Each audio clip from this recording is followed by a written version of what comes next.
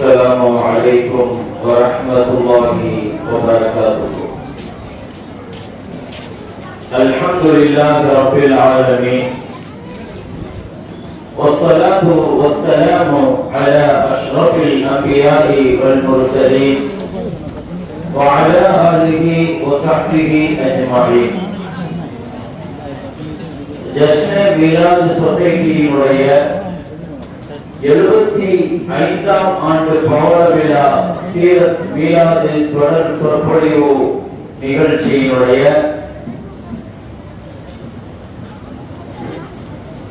3வது நாளான இன்றைய இந்த சபையை மஜ்லிஸை இறைமறை திருக்குர்ஆன் வசனங்களை ஓதி துவக்கி வைப்பதற்காக மதரசா உஸ்வத்துல் ஹசனா உடைய மாணவர் ஏ முஹம்மது ஹாரித் அவர்கள் திருக்குர்ஆன் வசனங்களை ஓதி நிகழ்ச்சியை துவக்கி வைப்பார்கள்.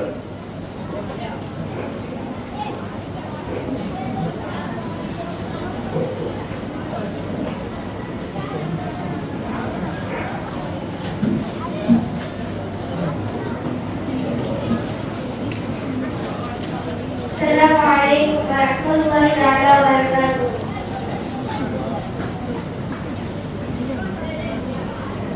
أعوذ بالله من الشيطان الرجيم.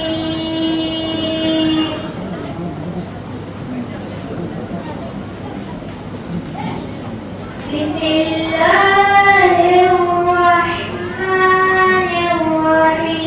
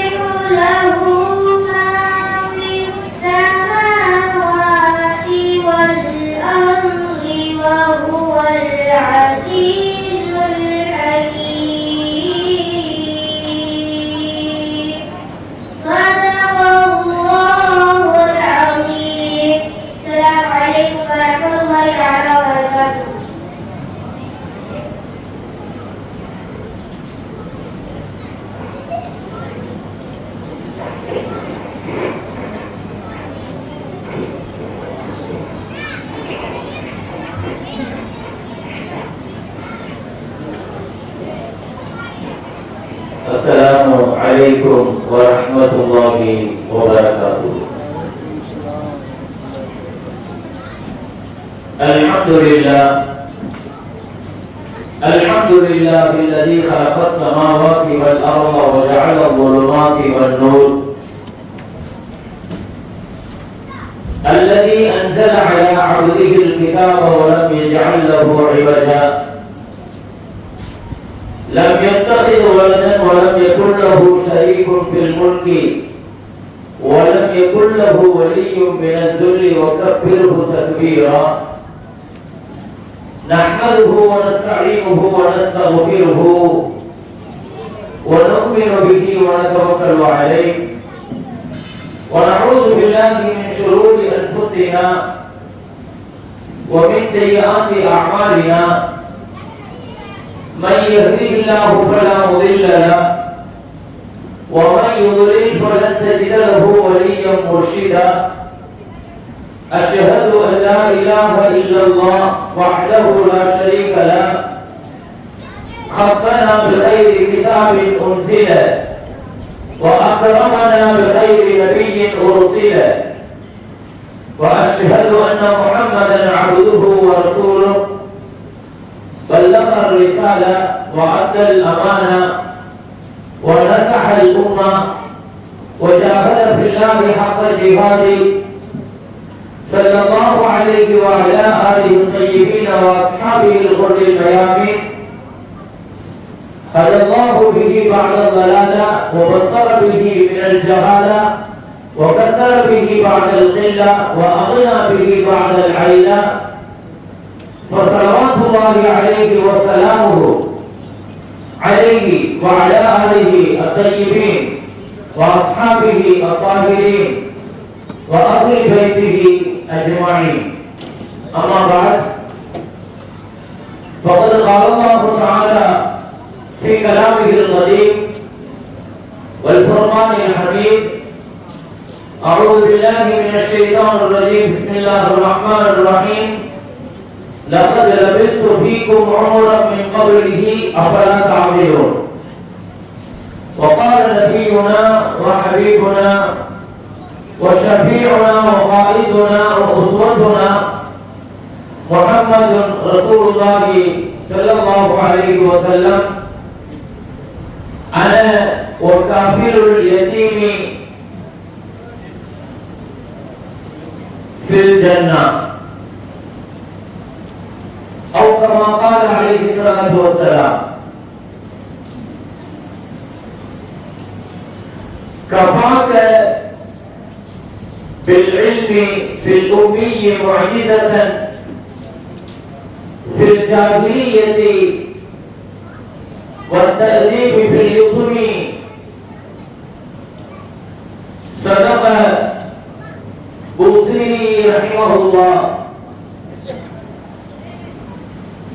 அளவற்ற அருளாளன், நிகரில்லா அன்புடையோர், எல்லாம் வல்ல அல்லாஹ்வின் பெயரை கொண்டு ஆரம்பிக்கிறேன். உயிருக்கு உயிரான, உயிரிலும் மேலான, கண்மணியான காத்தமுல் அன்பியா சய்யிதுல் அத்கியாஇ தாஜுல் அவுலியாஇ ஹபீபுனா ஷஃபீஉனா ரசூலுல்லாஹி ஸல்லல்லாஹு அலைஹி வஸல்லம் அவர்கள் மீதும், அவர்களின் பரிசுத்த தோழர்கள், குடும்பத்தார்கள், உம்மத்தார்கள், இங்கு சங்கமித்திருக்கிற இந்த சப்தங்களை செவியேற்கிற நம் அனைவர்கள் மீதும் அல்லாஹ்வின் அன்பும் அருளும் வந்து சேரட்டுமாக. ஜஷ்னே மீலாத் சொசைட்டியினுடைய 75ஆம் ஆண்டு சீரத் மீலாது தொடர் சொற்பொழிவு நிகழ்ச்சியினுடைய 3ஆம் தினமான இன்றைய தினம் நபிகள் நாயகம் ஸல்லல்லாஹு அலைஹி வஸல்லத்தினுடைய வாழ்வில் 2 கட்டங்கள்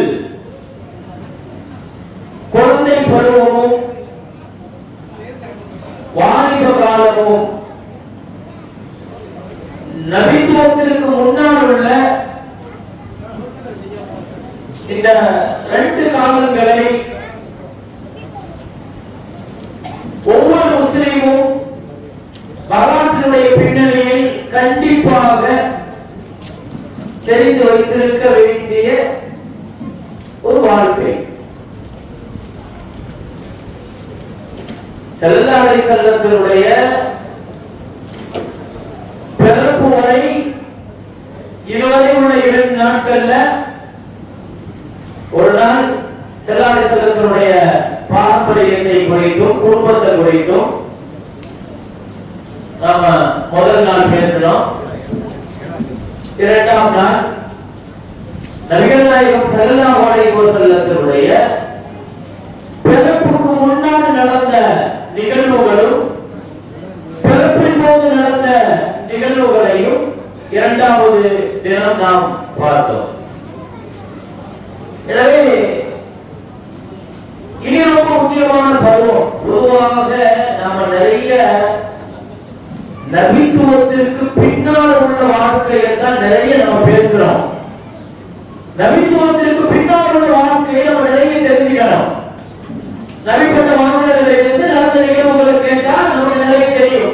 மேலாட்சிக்கு போனது தெரியும், சிலாசனத்துக்கு வகை வந்தது தெரியும், மக்காவுடைய ஆபத்து செஞ்சது தெரியும்,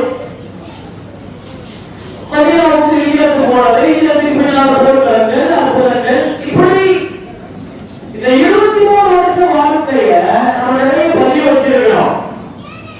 ஆனா நிறைய பேருக்கு தெரியாத ஒரு பருவம் என்னன்னு சொன்னா ரசூலுல்லாஹி வாழ்க்கையினுடைய ரொம்ப முக்கியமான 2 பருவம். அதாவது நான் இந்த 2 கட்டங்களாக பிரிச்சிருக்கேன். ஒன்று நாளைக்கு இன்ஷா அல்லாஹ் நபித்துவத்திற்கு முன்னால் உள்ள 2 பகுதியை நம்ம பார்க்க வேண்டியது. முதல் பகுதி இன்றைய தினம் என்னன்னா அவர்களுடைய இந்த 15 வயது வரைக்கும் உள்ள சிறு பருவம். 2வது 15 இருந்து 25 வயது வரைக்கும் உள்ள நிக்காஹுக்கு முன்னால் உள்ள இளமை காலம். இந்த 2 பகுதியை இன்ஷா அல்லாஹ் இன்னைக்கு பார்க்கலாம். நாளைய தினம் இன்ஷா அல்லாஹ் ஸல்லல்லாஹு அலைஹி வஸல்லத்துடைய 25 ஆண்டு கால நிக்காஹ், 25வது வயதில் நிக்காஹ் செய்ததும் திருமண வாழ்க்கைக்குள்ள உள்ள நுழையறாங்க. அப்ப திருமண வாழ்க்கையின் துவக்கத்திலிருந்து நபித்துவ வாழ்க்கை வரைக்கும் உள்ள அந்த 15 வருஷம் குடும்ப வாழ்க்கை. இதை இன்ஷா அல்லாஹ் நாளைக்கு சுருக்கமாக சொல்வதானால் நபித்துவத்திற்கு முன்னாலேயே நம்ம 4 பாட்டு இன்ஷா அல்லாஹ் பார்க்க இருக்கிறோம். அதற்கு பின்னால் உள்ள விஷயங்களையும் கண்டிப்பாக பேசணும் இல்லையா?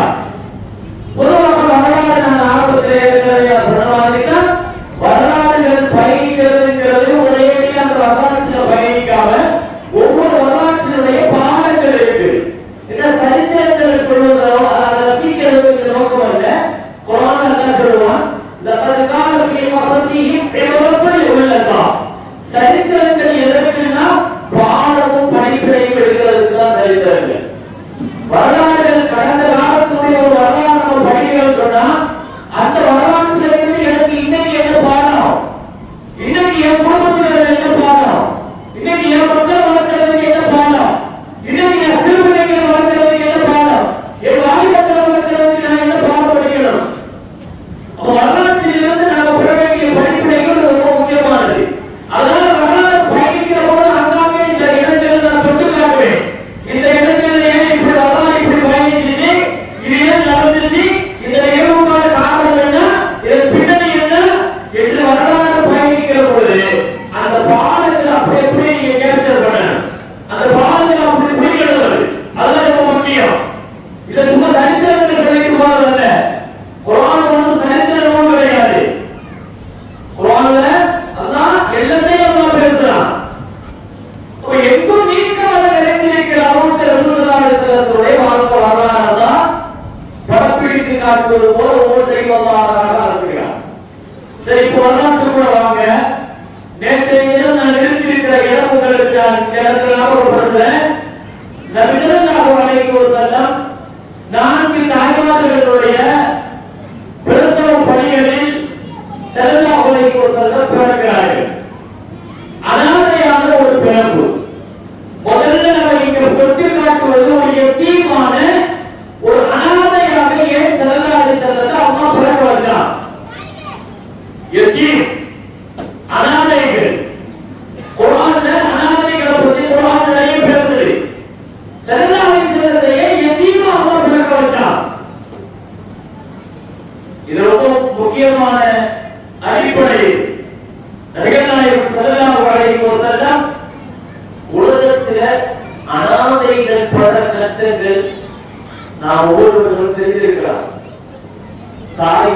தந்தை இல்லாம உலகத்துல அனாதைகளுடைய வழியும் வேதனையும் கஷ்டமும் இருக்கு பாருங்க. எத்தீம்களுடைய கஷ்டம் மாதிரி உலகத்துல ஒரு பெரிய கஷ்டம் ஒன்றும் இல்லை. அவ்வளவு பெரிய கஷ்டம் வருது எத்தீமா வாழ்றதுக்கு. அந்த பிள்ளைகளுடைய வாழ்க்கை குர்ஆன்ல அல்லாஹ் சுமார் 23 இடத்துல அல்லாஹ் அனாதைகளை பத்தி அல்லாஹ் பேசுறான். குர்ஆன்ல அனாதைகளை பத்தி எத்தீமை பத்தி பேசுறான். நாம ஏன் இங்க எத்தீமை பத்தி தெரிஞ்சுக்கணும்னு சொன்னா எங்க நபி அல்லாஹ் எத்தீமா நம்ம என்ன செஞ்சான்? எத்தீமா அல்லாஹ் ஏன் முதல்ல அல்லாஹ் ரசூலை பிறக்க வச்சான்? நபி பிறக்கும் போது அப்பா எல்லாம் மூத்தாக்கிட்டாங்க. எத்தீம்களுடைய வலியும் வேதனையும் என்ன? அனாதைகளுடைய சிறப்பு என்ன? அனாதைகளுக்கு வாழ்க்கை கொடுப்பதற்கு முக்கியத்துவம் என்ன? உலகத்தில் அனாதைகளை பத்தி பேசுறதுக்கு முழுக்க முழுக்க தகுதியான ஒரே மார்க்கம் இஸ்லாம் மட்டும்தான். வருஷத்துக்கு ஜனவரி 6 உலக அளவுல அனாதைகள் தினம் சொல்லி ஒரு கொண்டாடுறோம். ஒவ்வொரு நாளைக்கும் ஒவ்வொரு வச்சிருக்கா இல்லையா? பெற்றோருக்கு ஒரு தினம் வச்சிருப்பான், தாய்க்கு, தந்தைக்கு, ஆசிரியருக்கு, இப்படி ஒவ்வொரு ஆளுக்கும் ஒரு தினம். அன்னைக்கு மட்டுமா பரிசீலா போடும் அப்படிங்கிறத ஏதாவது ஒரு அவசர விழிப்புணர்வை ஏற்படுத்துவதற்காக வேண்டி அது மாதிரி செய்யறாங்க. ஆனா உலகம் முழுக்க அனாதைகளை பத்தி குர்ஆன் 23 இடங்களில் தொட்டுக்காட்டு. என்னெல்லாம் சொல்றாங்க? அனாதைகளை பத்தி அல்லாஹ் என்னெல்லாம் சொல்றான்? இதை தெரிஞ்சுக்கிறதுக்கு முன்னால உலகத்துல 2ஆம் உலக போர் நடந்துச்சு பாருங்க. 2ஆம் உலக போரில் மாத்திரம் 2ஆம் உலக போர்ல மாத்திரம் சுமார் 9 லட்சம் பிள்ளைகள் அனாதைகளானாங்க. உலகத்துல ஒரு பெரிய போர் நடந்திருக்கு. அந்த போர்க்களங்களின் பின்னணியில் அனாதைகள் அதிகமாகிட்டே இருக்கிறாங்க, எத்தீம்கள் அதிகமாகிட்டே இருக்கிறாங்க. சிங்கிள் பேரண்ட், தாயுடைய வளர்ப்பு மட்டும், தந்தையை இழந்த அனாதை, தாயை இழந்த அனாதை, இருவரையும் இழந்த அனாதைகள். உலகத்தில் அவ்வளவு அனாதைகள் இருக்கிறாங்க. இலங்கையில எங்கெல்லாம் போர் நடக்குதோ அங்க போய் கேட்டு பாருங்க, அனாதைகளுடைய வழி என்ன தெரியும், அனாதைகளுடைய எழுதுதல் என்ன என்று தெரியும். இலங்கையில, பலஸ்தீனத்துல, சிரியால, ஈராக்ல பலஸ்தீன மக்கள் உலகத்தில் ஒரு 100 வருஷமாக போருக்கு முகம் கொடுக்கிற ஒரு சமுதாயம் உலகத்தில் எங்கேயும் பார்க்க முடியாது. இங்க பலஸ்தீனத்துல எந்த வீட்டுல போய் நுழைஞ்சாலும் அந்த வீட்டுல குறைஞ்சபட்சம் ஒரு 2-3 அனாதைகளாவது இருப்பான். அப்பா அம்மா இழந்த எத்தீம்களுடைய வழி என்னங்கிற பலஸ்தீன மக்கள் தெரியாங்க. ஒவ்வொரு நிமிஷமும் அங்கே நடக்கிற அந்த யூத வெளியாட்களுக்கு அந்த பிள்ளைகள் முகம் கொடுத்து கொண்டே இருக்கிறார்கள். இந்தியாவிலிருந்து போன ஒரு ஆணை ஒரு பெரிய தியாகத்துக்கு ஒரு போராடி பலஸ்தீனத்துக்கு போன ஜோர்டான் பலஸ்தீன பாடல் ஒரு பள்ளிவாசலுக்கு போய் அவர் தொழுகிறார். பள்ளிவாசலுக்கு தொழுகிறதுக்கு கேரளாவை சார்ந்த ஒரு ஆணை சொன்ன இந்த செய்தி. ஒரு பெரிய ஸ்காலர் தொழுதுக்கு நான் வெளியே வரும்போது ஒரு 8 வயசு பையன் வெளியே வந்தான்.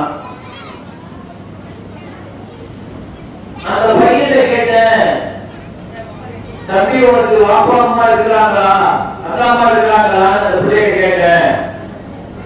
அந்த பிள்ளை சொல்லுச்சு, வாப்பா அம்மா இல்ல, தனியா தான் இருக்கிறேன் அப்படின்னு சொல்லுச்சு. அது நமக்கு என்ன ஆச்சரியமாக இருக்கலாம், அங்க அது சாதாரண விஷயம். பலஸ்தீனத்தை பொறுத்த வரைக்கும் ஒரு பேரண்ட் இருந்தாலே அவங்களுக்கு பெரிய விஷயம். சிங்கிள் பேரண்ட் கிடைச்சாங்க ரொம்ப ஆச்சரியமான விஷயம். அந்த பிள்ளைகளுக்கு அந்த பிள்ளைகளுடைய வாழ்க்கையை முன்னாடி நிப்பாட்டி பாருங்க, நிறுத்தி பாருங்க. அனாதைகளுடைய வலியும் வேதனையும் தெரியும். அல்லாஹ் ஏன் ரசூலை எத்தீமாக பிறக்க வச்சாங்கிறதுக்கான காரணத்தை தான் நான் பேசுறேன். அல்லாஹ் சொல்லுவான், அவன் எதிர்க்க எத்தீமன் பாவா, நபியே நீ அனாதையா பிறக்கலையா, உங்களுக்கு வாழ்வு தந்தா இல்லையா அல்லாஹ்? அதனால மக்கள் எத்தீம போடாத அனாதைகளை அழைக்க வேண்டாம், விரட்ட வேண்டாம், ஒதுக்க வேண்டாம். எல்லாரும் செய்ய மாட்டாங்க. அது நமக்கு சொல்லப்பட்ட அறிவுறுத்தல். அனாதைகளை விரட்டினார்கள்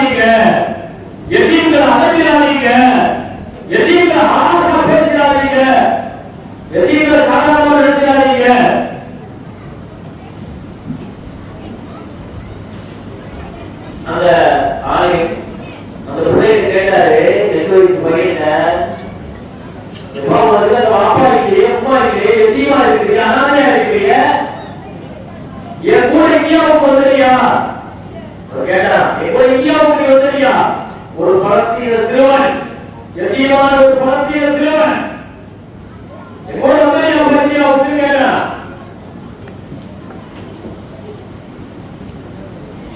நான் உன்னை இன்ஜினியர் ஆக்குறப்பா, உன்னை டாக்டர் ஆக்குறேன், உன்னை பெரிய படிப்பு தான் படிக்க வைக்கிறேன், நீ வரியாமா என் கூட இந்தியா ஒன்று கேட்டப்பா, அந்த எத்தியமான அந்த புள்ள, அந்த 8 வயசு பையன், சின்ன பையன் திருப்பி கேட்டான், உங்க கூட வந்தா டாக்டர் ஆக்குவீங்க, உங்க கூட வந்தா இன்ஜினியர் ஆக்குவீங்க,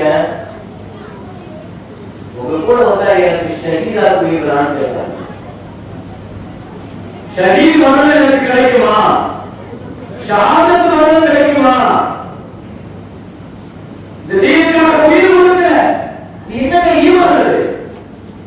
உலகத்துல சின்ன சின்ன பிள்ளைகள்கிட்ட எதிமான பிள்ளைகள் இவ்வளவு உறுதியான ஈமான் உலகத்துல எங்கேயும் பார்க்க முடியாது.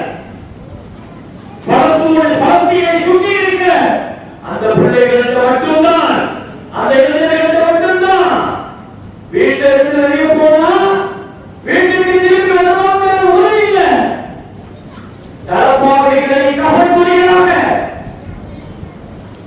உலகத்தில் முஹம்மது சொல்லுவார்கள், ஈமான் உலகத்தில் யார் தோற்று போனாலும் பைத்துல் முகத்தஸை சுற்றி இருக்கிற ஒரு சமுதாயம் இருக்கிற பலஸ்தீன மக்கள், அவங்க எப்பவுமே தீய விட்டு விலக மாட்டாங்க, ஈமான் விட்டு விலக மாட்டாங்க. நான் சொல்லுவாங்க, அவன் தெரியாம போய் அங்க வச்சுட்டான். யூதர்களுக்கு அந்த பூமியை பற்றி தெரியாது, சிரியா பூமியினுடைய வரலாறு தெரியாது, பலஸ்தீன பூமியினுடைய வரலாறு தெரியாது. நீ உலகத்தில் எங்க வேணாலும் போய் நுழைஞ்சிருக்கலாம், ஈராக்கை பலம் பார்த்திருக்கலாம், ஈரானை பலம் பார்த்திருக்கலாம், ஆனால் பலஸ்தீனத்தை பற்றியும் பலஸ்தீன மக்களை பற்றியும் யூதர்கள் வரலாறு தெரியாம உள்ள நுழைஞ்சிட்டாங்க. 100 வருஷம் இல்ல, எத்தனை வருஷமானாலும் அந்த பைத்துல் முகத்தஸை மீட்கிற வரை அவர்கள் ஓய மாட்டார்கள், அவர்களுடைய உறுதி ஓயாது. எத்தனை தலைமுறை வந்தாலும் வரலாற்றை அவர்கள் பார்க்க வேண்டும். கியாமத் வரைக்கும் கொண்டு போய் சிரியாவை நிறுத்துவாங்க. ஹதீஸ்களும் சிரியாவோட வரலாறு படிச்சவங்களுக்கு தெரியும். அந்த மக்களுடைய போராட்டம் 80 வருடம்னா இந்த உலகத்துல நடக்கிற கடைசி பெரிய நிகழ்வு பைத்துல் முகத்தஸை கைப்பற்றுறதுதான். அதுதான் உலகத்தினுடைய கடைசி நிகழ்வு. அது பைத்துல் முகத்தஸை கைப்பற்றினோம்னா அடுத்த உலகத்தை அழிச்சிருவான். அந்த பைத்துல் முகத்தஸை கைப்பற்றுவதற்கு தான் ஈசா அலைஹிஸ்ஸலாம் வருவாங்க.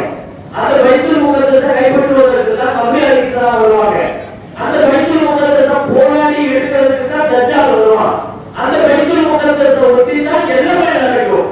அதனால தான் சொல்றாங்க, இஸ்லாம் ஆரம்பமான பொழுது மதீனாவை மக்காவை சுற்றி நடந்தது, இஸ்லாம் கியாமத் நெருக்கத்தில் முடிவுக்கு வருகிற பொழுது சிரியாவை சுற்றி நடக்கும். நான் சொல்லலாம். அதனாலதான் நாங்க எங்காவது உலகத்துல ஒரு பூமிக்கு நீங்க போகணும்னு நினைச்சீங்கன்னா நீங்க சிரியாவை ஒட்டி போய் குடியேறுங்க. நான் சொல்லலாம். சிரியா பூமி, பலஸ்தீன பூமி இருக்கிற அது உண்மையில் அந்த மக்களுடைய ஈமானிய உரத்தையும் வீரியத்தையும் நான் புரிஞ்சுக்கிறதுக்காக நான் சொல்லிட்டு இருக்கேன். வரலாற்றில் பயணிக்கிற பொழுது பல நேரங்களில் ஒரு எத்தீமான பிள்ளைகளுக்கு இவ்வளவு உறுதி இருக்குமான்னு நீங்க ஆச்சரியப்படலாம். இது ஒரு சோறு தான், பலப்படுத்துவதற்கு ஒரு சோறு தான். இன்னும் லட்சக்கணக்கான பிள்ளைகள் இன்னைக்கு வரைக்கும் போராடிட்டு இருக்கிறாங்க. நமக்கெல்லாம் அது ஒரு நியூஸ், அவ்வளவுதான். நமக்கெல்லாம் ஒரு செய்தி. ஒரு நாளைக்கு பார்ப்போம், 10 நாளைக்கு பார்ப்போம், ஒரு வாரத்துல பார்ப்போம், ஒரு மாசத்துல பார்ப்போம். சோசியல் மீடியால அந்த செய்தியை பார்த்ததோடு முடிச்சிருவோம். ஆனா அவன் போனது இருந்தானா ஆரம்பிச்சு எவ்வளவு நாள் ஆச்சு தெரியுமா? இன்னைக்கு வரைக்கும் அவன் போனது இருக்கல, அட்டாக் பண்ணிக்கிட்டே இருக்கான். ஆனா நம்ம படிச்சு சொல்றது வரைக்கும், நம்ம படிச்சு சொல்ற வரைக்கும் அவங்க சொல்லுவாங்க, இதுதான் அவங்க ஈமான். அந்த பிள்ளைகள் சொல்லுவாங்க, அந்த இளைஞர்கள் சொல்லுவாங்க, சொல்ல போக மாட்டாங்க. அவங்க யதீம்கள் ஈமான் உரமா. நான் அதுதான் சொல்றேன், உலகம் முழுக்க யதீம்கள் உருவாகிட்டே இருக்கிறாங்க. போர்க்களங்களின் பின்னணியில் யதீம்கள் உருவாகிறாங்க. இரண்டாம் உலகப் போரில் இத்தனை யதீம்கள், அனாதை பிள்ளைகள்.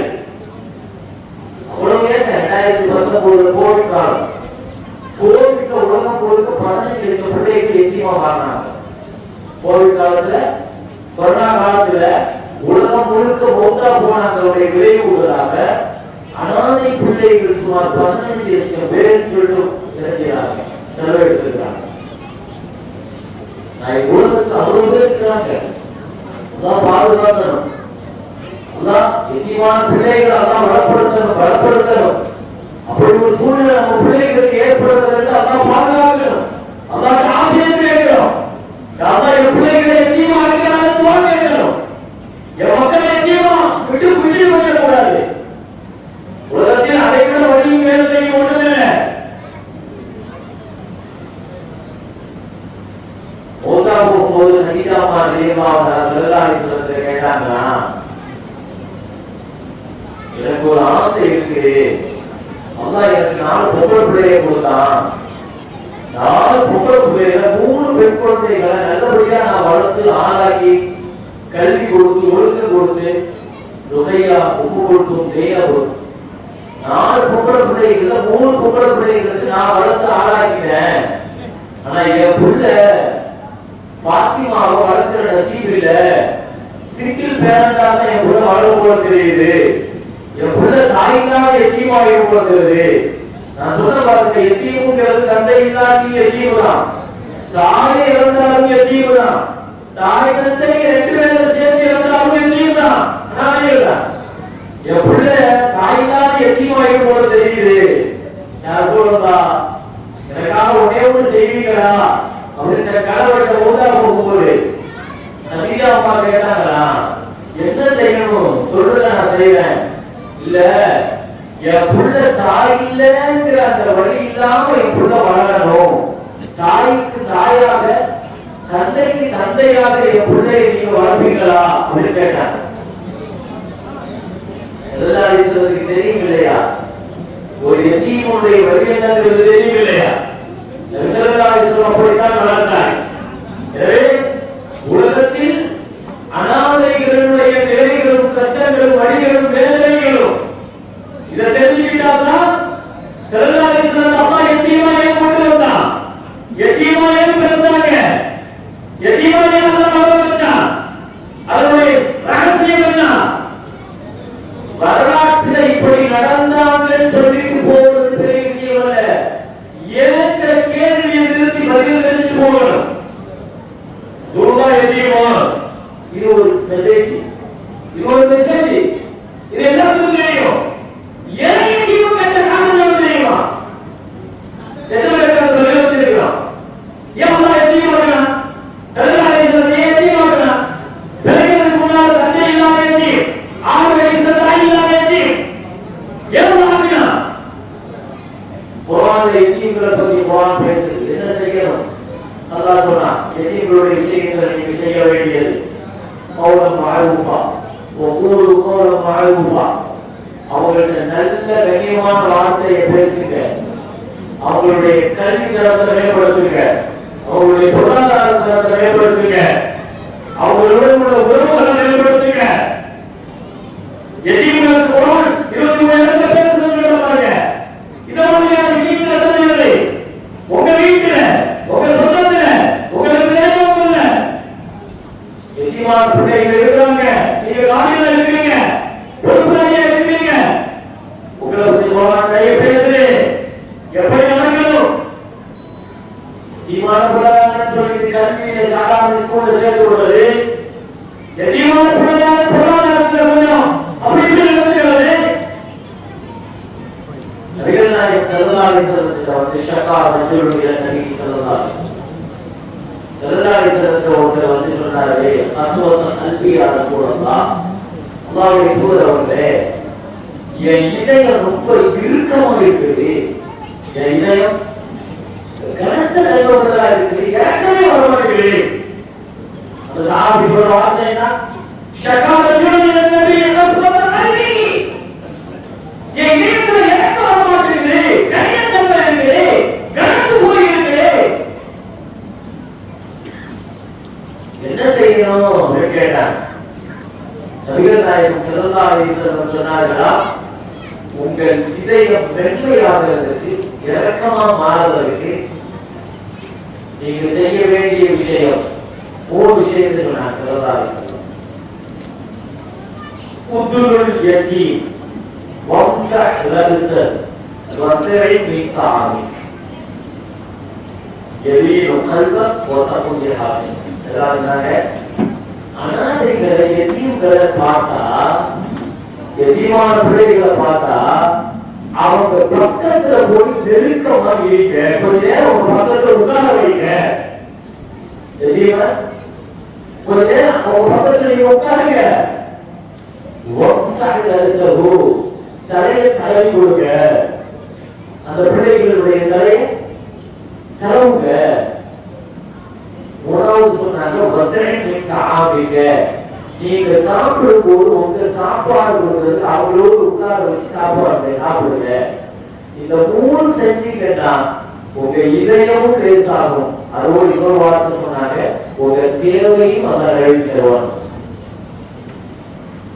எஜீமான பிள்ளைகளை அவ்வளவு சாதாரணமா நினைக்க கூடாது.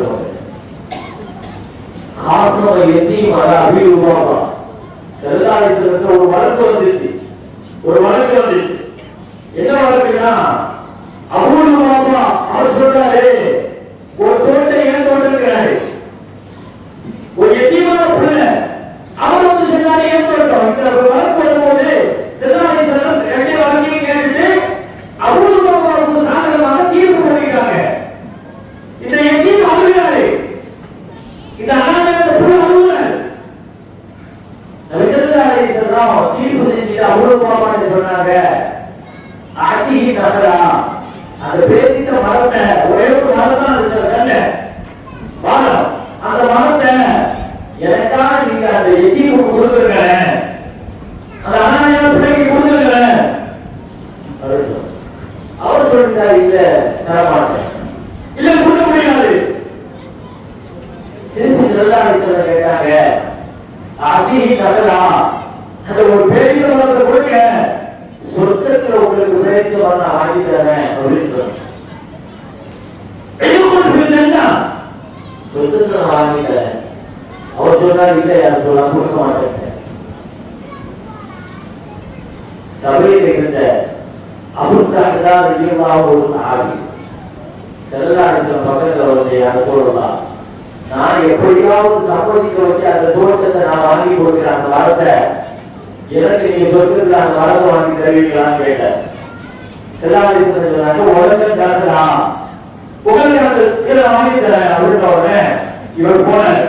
அபூபக்கர் போய் அபூபக்கர் பேசுற என்ன சொல்றாரு தெரியுமா, மதீனாவிலேயே பெரிய தோட்டம் ஒன்று என்கிட்ட இருக்கு, 100 பேரிச்ச மரங்கள் அது இருக்கு, அந்த பெரிய தோட்டத்தை நான் அவனுக்கு கொடுத்தேன், அந்த ஒரே ஒரு மரத்தை மட்டும் நீ கொடுத்துருன்னு கேட்ட.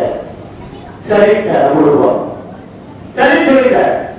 அந்த 100 தோட்டத்தை கொடுத்து ஒரு மரத்தை வாங்கி ஸல்லல்லாஹு அலைஹி வஸல்லம் கொடுத்தாங்க. ஸல்லல்லாஹு அலைஹி வஸல்லம் அதை எத்தீமுக்கு கொடுத்தாங்க. எத்தீமுக்கு ஒரு மரத்தை வாங்கி கொடுத்து சொர்க்கத்தை வாங்கிட்டார். ஸல்லல்லாஹு அலைஹி வஸல்லம் சொன்னாங்க, அன வ காஃபிலுல் யதீமி கஹாத்தை, நானும் எத்தீம பராமரிக்கிற காரியனும் ரெண்டு பேரும் சொர்க்கத்தில் ஒன்னா இருப்பாங்க. சொர்க்கம் கிடைக்கும் என்பதை தாண்டி சொர்க்கத்தில் ஒன்னா இருப்பாங்க. மதீனாவுக்கு உள்ள வராங்க, 8வது முதல்ல ஒரு இடத்துல ஒட்டகம் படுத்துச்சு, அந்த இடத்துல பள்ளிவாசல் கட்டணும், மஸ்ஜித் நபவி ஃபவுண்டேஷன் போடுறதுக்காக பள்ளிவாசலுக்காக முதல்ல இடம் கேட்டாங்க, இடம் வாங்கினாங்க, விசாரிச்சாங்க, யார் இடம் விசாரிச்சாங்க, சொன்னாங்க 2 எத்தீம்களுடைய இடம். ஸல்லல்லாஹு அலைஹி வஸல்லம் எத்தீம் வளர்ச்சினாங்க, 2 பிள்ளைகள் வந்தாங்க, வந்து சொன்னாங்க, அல்லாஹ்வுடைய பள்ளியை கட்ட போறோம், ஆனா அல்லாஹ்வுடைய நாட்கள் இந்த இடத்துல மஸ்ஜித் நபவி கட்டணும்னு அல்லாஹ் நாடிக்கிறான். பாருங்க, மஸ்ஜித் நபவியே ஒரு எத்தீமுடைய இடத்துல தான் கட்டப்பட்டுச்சு. ஸல்லல்லாஹு அலைஹி வஸல்லம் நினைச்சிருந்தா மதீனாவில் எந்த இடத்துல வேணாலும் கட்டியிருக்கலாம். ஆனா 2 எத்தீம்களுக்கு, அனாதைகளுக்கு சொந்தமான ஒரு நேரத்தில் இன்னைக்கும் லட்சக்கணக்கான மக்கள் மஸ்ஜித் நபவியில போய் தொழுது வருவாங்க இல்லையா?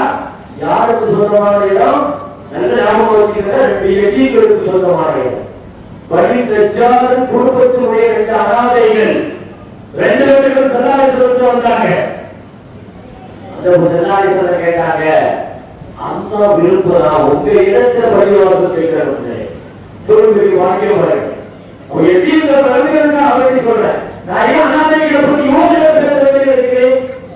இதை வழங்கினாக்கா ஸல்லல்லாஹு ஏன் எத்தீம்களை வளர்க்க முடியும்? வரலாற்றுல நபிக்காக ஒரு விஷயத்தை அல்லாஹ் தேர்வு பண்ணான்னு சொன்னா அது அவ்வளவு முக்கியமானது என்று வழங்கணும். 2 எத்தீம்களுடைய பூமி ஸல்லல்லாஹு சொன்னாங்க, அந்த இடத்துல நீங்க விலைக்கு கொடுத்துருங்க. அந்த 2 பிள்ளைகள் சொன்னாங்க, யா ரசூலல்லாஹ் நான் இதை அன்பளிப்பா கொடுக்குறேன், யா ரசூலல்லாஹ் இதை எடுத்துக்கங்க, நான் அன்பளிப்பா கொடுக்குறேன், காசு வேண்டாம். ஸல்லல்லாஹு சொன்னாங்க, இல்லை இல்லை சாமி நோய், நீங்க விலையை வாங்கிக்கிட்டா நான் இடத்தை வாங்கிக்கிறேன். 2 விஷயம். ஒண்ணு, நாளைக்கு அனாதைகளுடைய இடத்தை முஹம்மது இடம் வாங்கிட்டாங்க, இடத்தை எடுத்துட்டாங்க அப்படிங்கிற பேச்சு நாளைக்கு வந்துடக்கூடாது. 2வது, மஸ்ஜித் நபவி கட்டுமான பணியில இடம் வாங்குற பணியில பங்கு எனக்கும் இருக்கணும், நீ அபூபக்கருக்கும் இருக்கணும். பெரிய வாக்கியம் பள்ளி வாங்கப்பட்டுச்சு. எத்தீமான பிள்ளைகளுடைய வாங்கல் குலாம்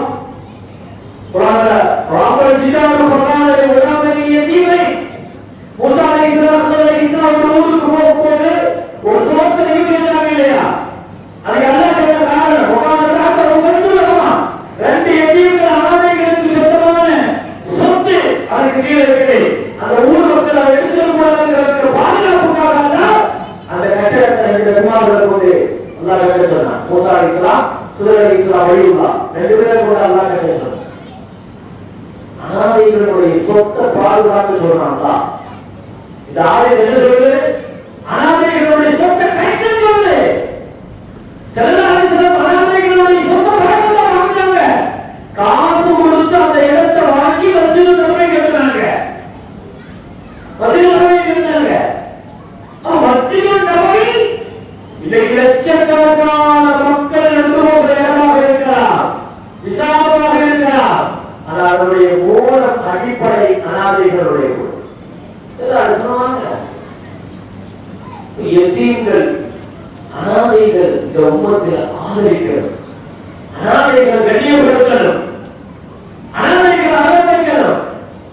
அனாதைகளை ஸல்லல்லாஹு அலைஹி வஸல்லம் ஹஜ்ரத் ரசூலுல்லாஹி ஸல்லல்லாஹு அலைஹி வஸல்லம் எத்தீமா அனாதையா ஹஜ்ரத் ரசூலுல்லாஹி ஸல்லல்லாஹு அலைஹி வஸல்லம் பிறந்ததற்கான காரணம் அழகாக சொல்லுவாங்க. ஏன் எத்தீமா அல்லாஹ் பிறக்க வச்சாங்கிறதுக்கு இமாம் பூஸிரி ரஹ்மத்துல்லாஹ் தன்னுடைய முர்தா ஷரீஃப்ல காரணம் சொல்றாங்க. என்ன காரணம் தெரியுமா? கஃபாக பில் இல்மி ஃபில் உம்மி முஹீஸத்தன் ஃபில் ஜாஹிலிய்யத்தி வ தஹதீப் ஃபில் யுத்மி. யா ரசூலல்லாஹ் உங்க முஹீஸாவுக்கு உலகத்தில் இது ஒன்று போதும். என்னன்னா நீங்க உண்மையான ஒரு சமுதாயத்துல யார்கிட்டையும் போய் படிக்காம யாருக்கு முன்னாடியும் மண்டியிடாம இருந்து ஆனா இவ்வளவு பெரிய கல்வியை வச்சிருக்கிறீங்க, இது ஒன்னே போதும். நீங்க எவ்வளவு பெரிய மொழிசாவுக்கு சொந்தக்காரர். உலகத்துல யார்கிட்டையும் போய் மண்டிட்டு படிக்காத பெரிய மேதையா உலகத்துல யார் சொல்ல முடியும்? யார்கிட்டையாவது உட்கார்ந்து படிச்சிருப்பாங்க. சில நேரத்தில் யார் படிச்சாங்க? யார்கிட்டையும் உட்கார்ந்து படிக்கல. யாரிடமும் பண்டிகையாமல் யாரும் சொல்லலாம். இவ்வளவு கல்வி வச்சிருக்கீங்களே, இது ஒன்று போதாதா? அந்த அறியாமை காலத்துல இவ்வளவு கல்வியை சுமந்திருக்கிற நீங்க யாரும் சொல்லலாம்.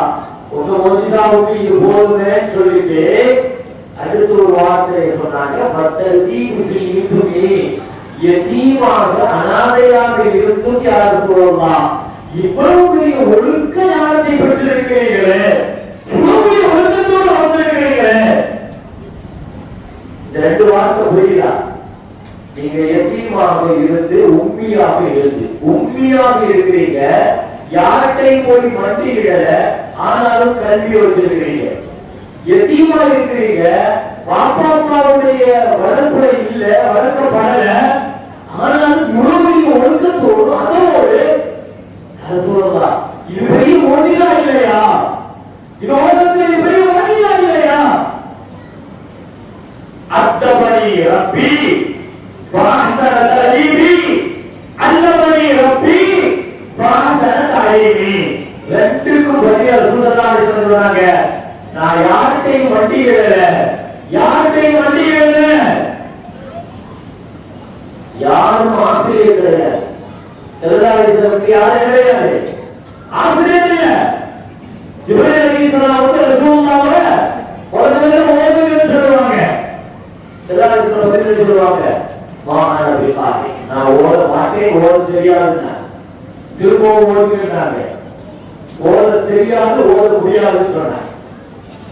ஏன் ஓதுங்கன்னு சொல்லிட்டு ஓதிட்டாங்கன்னா ஜிப்ரீல் ஆசிரியர் ஆயிடுவார். ஓதுங்கன்னு சொல்லி ஓதிட்டா ஆசிரியர் ஆயிடுவா, ஜிப்ரீல் ஆசிரியர் ஆயிடுவா. நபிக்கு உலகத்தில் யாரும் ஆசிரியராக இருக்கக்கூடாது, தான் தான் ஆசிரியராக இருக்கணும். அல்லாஹ் முடிவு பண்ணிட்டான். இதை சொல்லி ஸல்லல்லாஹு அலைஹி வஸல்லம், என்னுடைய ஆசிரியர் அல்லாஹ் தான், என்னுடைய ஆசிரியர் அல்லாஹ், யார்கிட்டையும் வண்டியல்ல. வாசன தலீபி, நான் எத்தீமாக இருந்தாலும் கூட எனக்கு வாப்பா அம்மா என்ன ஸல்லல்லாஹு அலைஹி வஸல்லத்துடைய ஒழுக்கத்தை பேசும்போது, உன் வாப்பா வளர்த்த பிள்ளை, அம்மா வளர்த்த பிள்ளை அப்படின்னு சொல்லிடக்கூடாது. நபியினுடைய ஒழுக்கத்துக்கு யார் ஆதரவாக இருக்கிறாரு? எல்லா ஒழுக்கத்தையும் நபி போதிக்கிறது, நபிக்கு ஒரு ஒழுக்கத்தை சொல்லி கொடுத்தாரு. அது வாப்பா அம்மாவாகவே இருந்தாலும் கூட அது நபியினுடைய ஷரத்துகள் ஆகவே சிறாசனத்துடைய அந்தஸ்துக்கு அதாவது நபிக்கு எப்படி ஒழுக்கம் அது அல்லாஹ், நபிக்கு எப்படி கல்வி அது அல்லாஹ். ஒழுக்கம் அல்லாஹ் தான் கற்றுக் கொடுத்தான், கல்வியும் அல்லாஹ் தான் கற்றுக் கொடுத்தான். அதுக்காகத்தான் அந்த எதீமாக இருந்தாங்க, அவன் உண்டாங்க, அம்மா உண்டாங்க. சரி, உம்மாவுடையாவது இருந்தாங்களா, அம்மாவோட இருந்தாங்களா? 4 வருஷம் எங்க ஒரு காட்டுல படுசாது அந்த அம்மா பாக்கியமான அழிவு சாதி அம்மா. அவங்க வந்து பிள்ளைகளுக்கு வந்து வரலாற பத்தி பேசினா பேசிக்கிட்டே இருக்கலாம். எத்தீமான பிள்ளை குழந்தை பிறந்துட்டா 7 நாள் தான் ஆமினா அம்மா பால் கொடுத்தாங்க. ஸல்லல்லாஹு அலைஹி வஸல்லத்துக்கு தாய் பால் கொடுத்தது 7 நாள். கிட்டத்தட்ட நபி ஸல்லல்லாஹு அலைஹி வஸல்லத்துக்கு பால் கொடுத்த தாய்மார்கள் 10 பேர். நபி ஸல்லல்லாஹு அலைஹி வஸல்லம் 10 தாய்மார்களுக்கு பால் கொடுத்திருக்காங்க. நமக்கு தெரிஞ்ச அலிபத்து சாதியா ரலியல்லாஹு அன்ஹு தெரியும், சுலைமா ரலியல்லாஹு அன்ஹா ஒரு அம்மா இருந்தாங்க. அபூஜஹலுடைய அலிவை பற்றி சொன்ன பாருங்க, இந்த அம்மாவை ஸல்லல்லாஹு அலைஹி வஸல்லம் பால் கொடுத்திருக்காங்க. படுநஜார் குடும்பத்துல 3 பெண்களுக்கு பால் கொடுத்திருக்காங்க. ஏன்னா அன்னைக்கு அரபுலகத்துல இது சாதாரண விஷயம். பால் குடி தாய்மார்கள் இந்த மாதிரி பிள்ளைகளை எடுத்துட்டு போய் பால் கொடுப்பாங்க. இஸ்லாம் பால் குடி சம்பந்தமாகவும் பால் குடி தாய்மார்கள் சம்பந்தமாகவும் அது சம்பந்தமான நிக்காஹ் சம்பந்தமாகவும் இஸ்லாம் சில சட்டங்கள் சொல்லியிருக்கு. இந்த இடத்துல நிறுத்திட்டு ஸல்லல்லாஹு அலைஹி வஸல்லம் பால் கொடுத்த தாய்மார்கள் என்ற அந்த பின்னணியில பால் குடியினுடைய சட்டம் என்ன இஸ்லாத்துல? நிக்காஹ் செய்வதற்கு இந்த சொந்தத்தின் வழியாக 7 பேர்களை நிக்காஹ் செய்வது ஹராம். குர்ஆன்ல அல்லாஹ் சொல்றான். இந்த பகவத்கீதை சொல்லும் பாருங்க, கலிமத் அலைக்கும் 7 பேர், அம்மா மகன், ஒருவர் நிக்காஹ் செய்வதற்கு ஹராமானவங்க 7 பேர். ஹராமான நஸப் நான் இடையிலே சட்டங்களை சொல்லும்போது இதை ஒட்டி இந்த சட்டங்களை எல்லாம் நீங்க தெரிஞ்சுக்கணும். சரித்திரங்களை சொல்லும்போது இடையில சட்டங்களை சொல்கிறேன், சரித்திரங்களை சொல்லும்போது இடையில படிப்படைகளை சொல்கிறேன். அவ இதெல்லாம் நீங்க அந்த இடையில நிறுத்தி கவனிச்சு அதை வாங்கிக்கணும். ஹராமின் நிசா 7 பெண்கள் நிக்காஹ் செய்வதற்கு ஹராம். எது வழியா? இரத்த பந்தத்தின் வழியா, நஸப் வழியா. உலகத்துல 3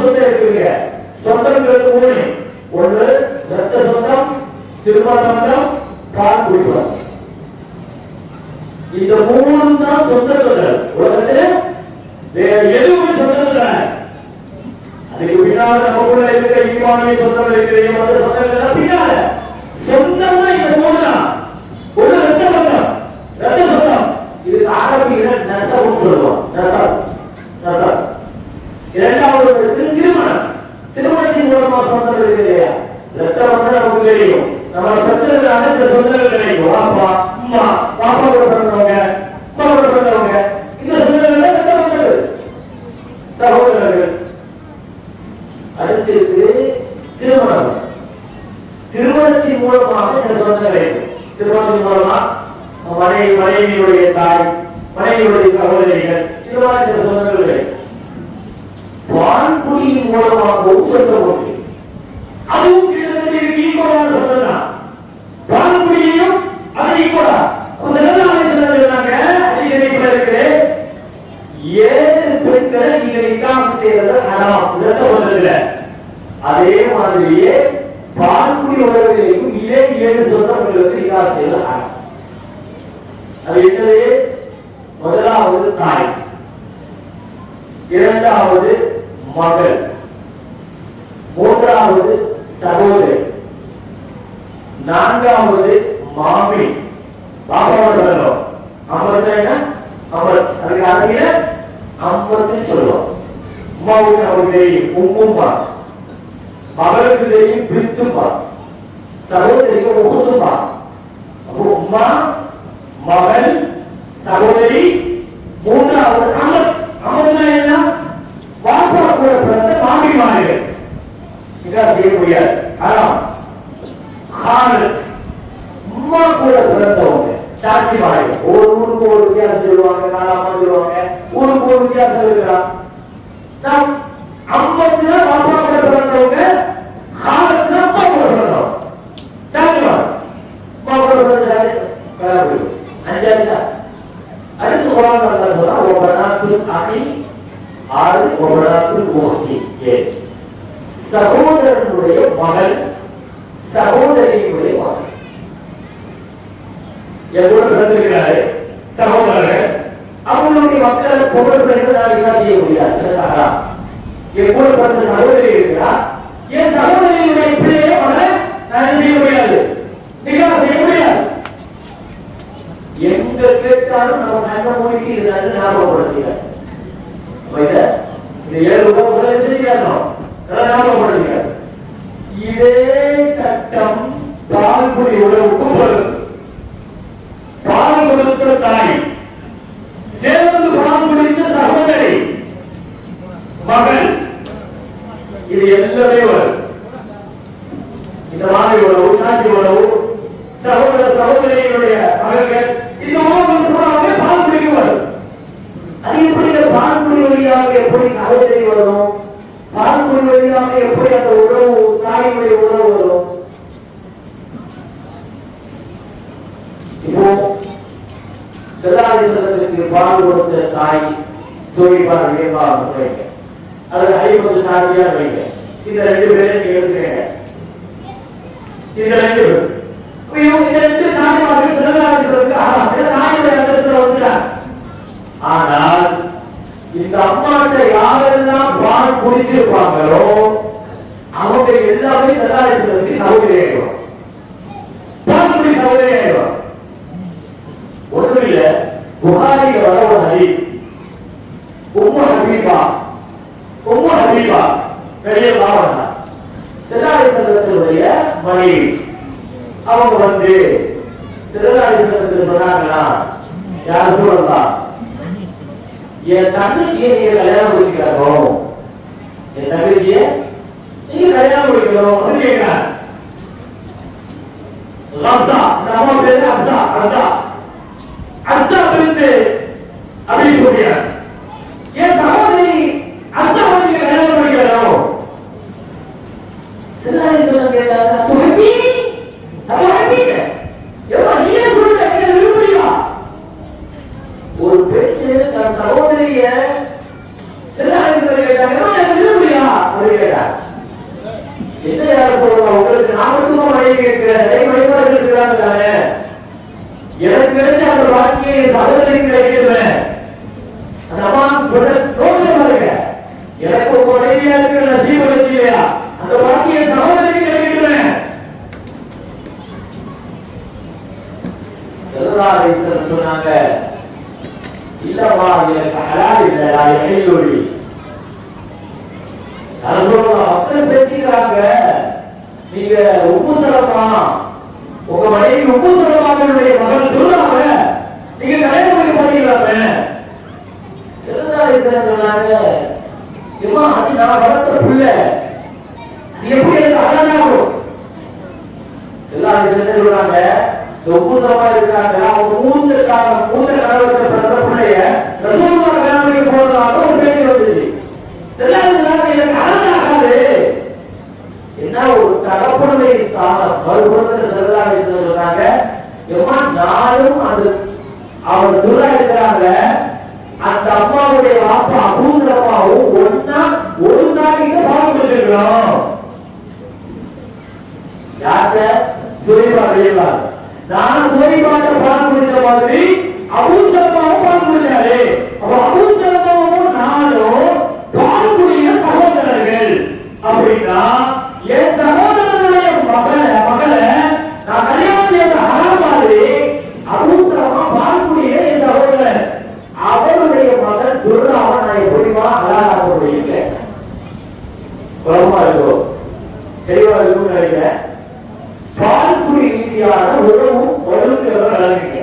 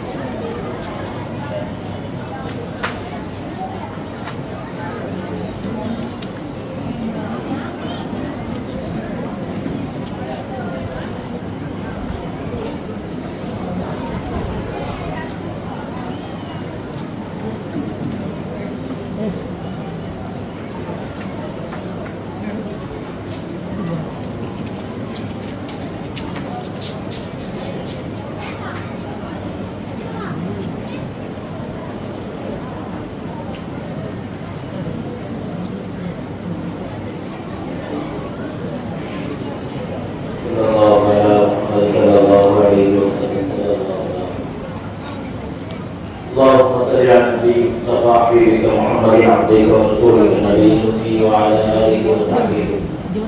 اللهم صل على النبي مصطفى حبيبك محمد عبدك ورسولك. நபிகள் நாயகம் ஸல்லல்லாஹு அலைஹி வஸல்லத்துடைய வான்குடி உறவின் மூலமாக சில சுத்த பந்தங்கள் ஸல்லல்லாஹு அலைஹி வஸல்லத்துக்கு கிடைத்தார்கள். அதே மாதிரி ஸல்லல்லாஹு அலைஹி வஸல்லம் அந்த ஹலீமத்து ஸஅதியா அம்மாவை பாவம் குடிச்சாங்க. ஒரு 4 ஆண்டு காலங்கள் அந்த அம்மாவுடைய வளர்ப்புல ஸல்லல்லாஹு அலைஹி வஸல்லம் அங்க பராமரிப்புல ஹலீமா ஸல்லல்லாஹு அலைஹி வஸல்லத்தை வளர்த்தாங்கன்னு சொல்றதை விட ஹலீமா அம்மா ஸல்லல்லாஹு அலைஹி வஸல்லம் தான் வளர்த்தாங்க. என்ன உண்டு? நான் வருகிற வரை என் வீட்டினுடைய ஒட்டகங்கள் நடக்காது, ஆடுகள் பால் கொடுக்காது, வலிமை.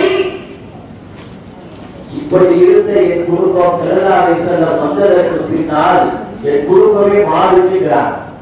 சின்ன வயசுல 4 வயசு வரைக்கும் வளர்த்த ஹலீமத்து ஸஅதியா ரலியல்லாஹு அன்ஹா அந்த அம்மா சொல்ற அந்த வார்த்தை பாருங்க, என் பிள்ளையை நான் வீட்டுல கூட்டிட்டு வந்த அந்த நாளிலிருந்து எங்க வீடு பசுமையாகிடுச்சு, எங்க வாழ்க்கையே நான் உயர்ந்து போச்சு. நாங்க 10 பெண்கள் வந்தோம். எதுக்காக? அரபு நாட்டு மக்காவுக்கு வந்து பிள்ளைகளை எடுத்து பால் கொடுக்கறதுக்கு எங்களுக்கு சில காசுகளை கொடுப்பாங்க, எங்க வாழ்வாதாரத்தை பயன்படுத்திக்கலாம் வந்தோம். ஒவ்வொரு பெண்களுக்கும் பிள்ளைகள் கிடைச்சிட்டாங்க. ஆனா எனக்கு மட்டும் எந்த பிள்ளை கிடைக்கல. கடைசியாக செல்லல்லாஹுடைய வீட்டுக்கு நான் வந்தேன். ஆமினா அம்மா புள்ள வந்து இருந்த டயம். நான் வந்த உடனே ஒரே ஒரு எதிமான புள்ள மட்டும்தான் இருக்குதுன்னு சொன்னாங்க. நான் அந்த பிள்ளைய துணியில சுருட்டி வச்சிருந்தாங்க. நான் வந்து அந்த பிள்ளையை பார்த்ததுக்காக உள்ள வந்தேன். குழந்தையை எங்களை காட்டினாங்க. குழந்தையை தூக்கி கொண்டு இருந்தது. நான் அப்படியே பிள்ளையை முகத்துக்கு கொண்டு போய் முத்தமிடுவதற்காக கொண்டு போனேன். அந்த குழந்தை கண் விழித்து அப்படியே சிரித்தது. சிரித்த போது அதிலிருந்து ஏற்பட்ட ஒரு ஒளி அது அப்படியே நெஞ்சில் பரப்பி இருக்கிறாங்க. அந்த குழந்தையை நெஞ்சோடு அணைத்தேன். இவ்வளவு அழகான பிள்ளையா அழகில் சொத்தி போய் இருக்கிறோம். நானும் மாமியாவும் பேசிக் கொண்டோம். நான் சொன்னேன், இவ்வளவு அழகான பிள்ளைய, இவ்வளவு அழகான குழந்தைய எங்க ஊர் கிராமத்துல இதுவரைக்கும் நான் பார்த்ததே இல்லை அப்படின்னு சொன்னேன். மாமியா அம்மா சொன்னாங்க, நீ கிராமத்துல வாழ்ற, நான் சிட்டியில வாழ்றேன், நகரத்துல இவ்வளவு அழகான பிள்ளைய நான் பார்த்தது இல்லைன்னு மாமியா அம்மா சொன்னாங்க. இதை கேட்டு அப்துல் முத்தலிப் சொன்னாரு, நீங்க மக்கா நகரத்துல மட்டும்தான் பார்த்திருக்கீங்க, நான் வெளிநாடுகளுக்கு எல்லாம் பயணம் பண்ணிருக்கேன், எந்த நாட்டிலேயும் இவ்வளவு அழகான பிள்ளையை பார்த்தது இல்லை. இதை கேட்டு ஜிப்ரீல் அலைஹிஸ்ஸலாம் சொன்னாங்க, நீங்க வெளிநாட்டுக்கு தான் போயிருக்கீங்க, நான் துன்யா முழுக்க பார்த்திருக்கிறேன், இவ்வளவு அழகான பிள்ளை இல்லை நான் பார்த்ததில்லை. ஜிப்ரீல் சொன்னாங்க. அல்லாஹ் சொன்னா, முழு படைப்பையும் இவ்வளவு அழகான பிள்ளை நான் படைக்கவே இல்லை. அல்லாஹ் சொல்றான். அந்த குழந்தையை கையில் அதாவது பிள்ளையை மரவோடு அணைத்து அப்படியே நான் அந்த பிள்ளையை ஊருக்கு கொண்டு வந்தேன். அல்லாஹு அக்பர்.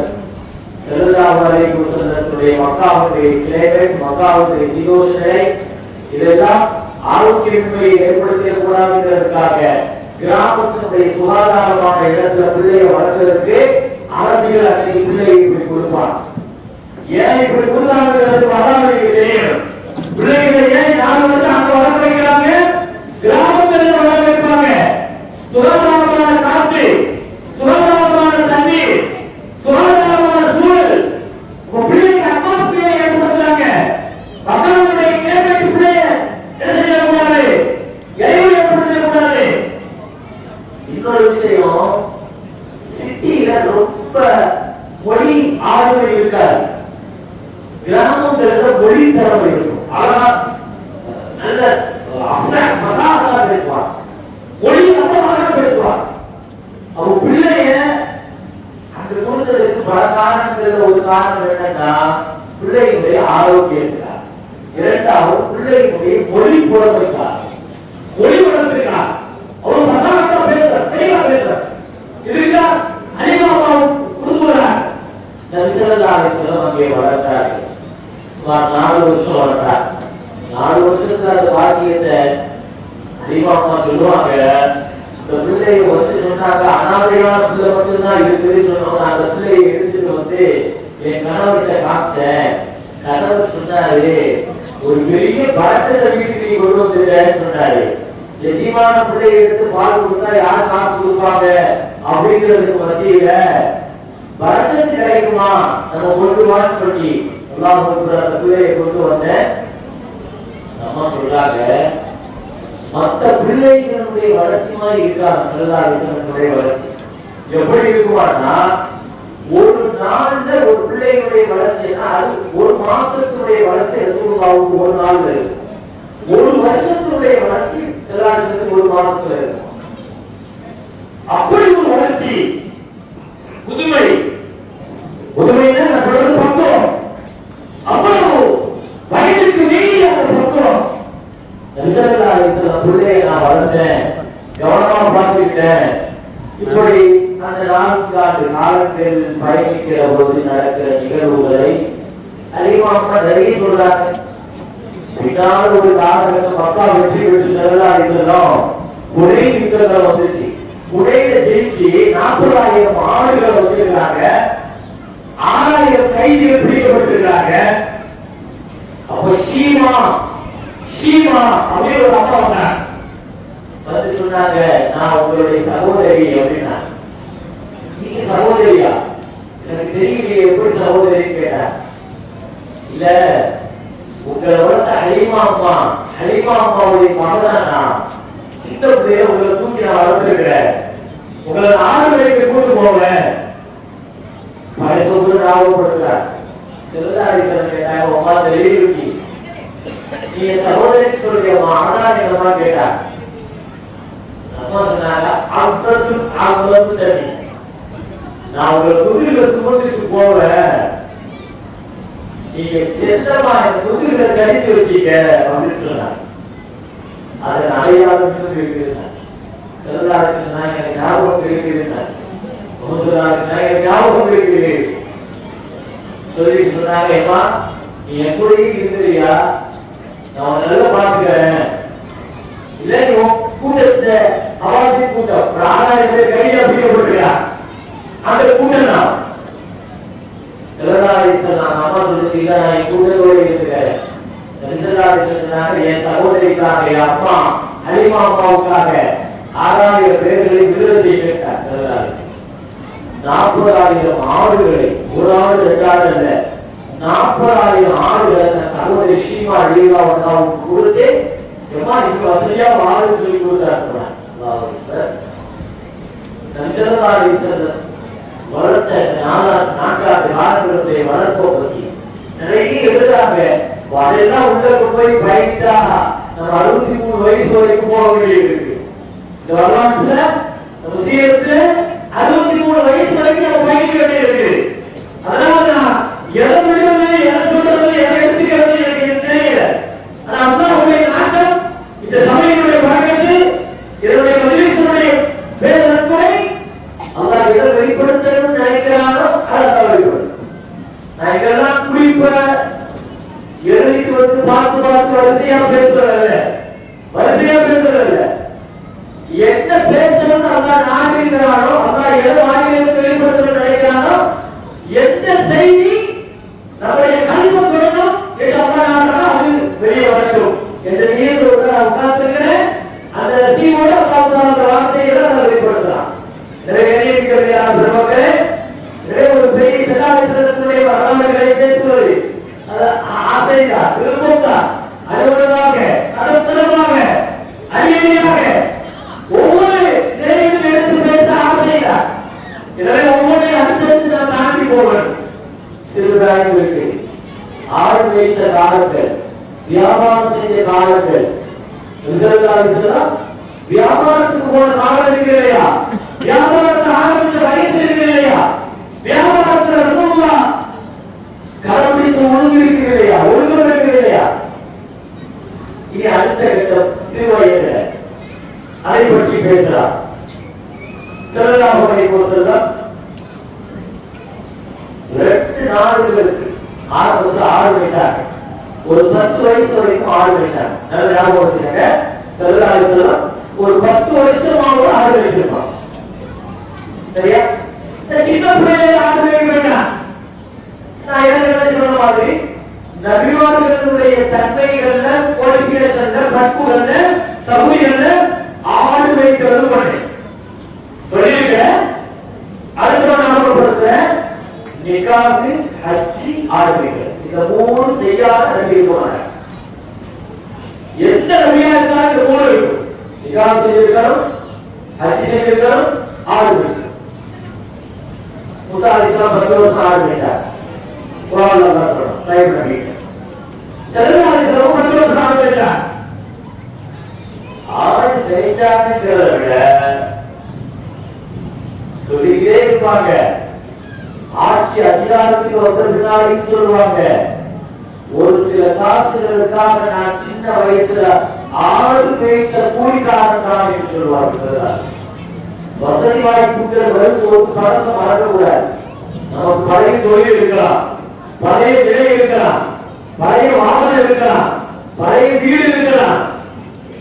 வாய்ப்புகளும் வசதிகளும் நம்ம வேற வர பழைய வாழ்க்கையை மறந்துடக்கூடாது. அதுதான் நம்ம வாழ்க்கையை நிதானப்படுத்தும், அதுதான் நம்ம பக்குவப்படுத்தும்.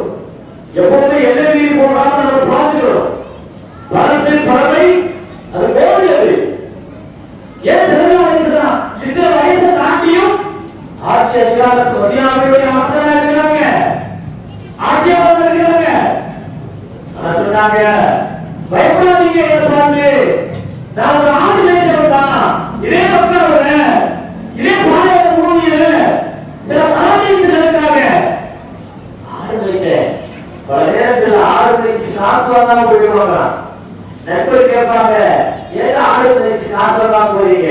இல்ல கூலியை கேட்கிற விதமா இருக்கு அப்படின்னு பார்க்கணும்.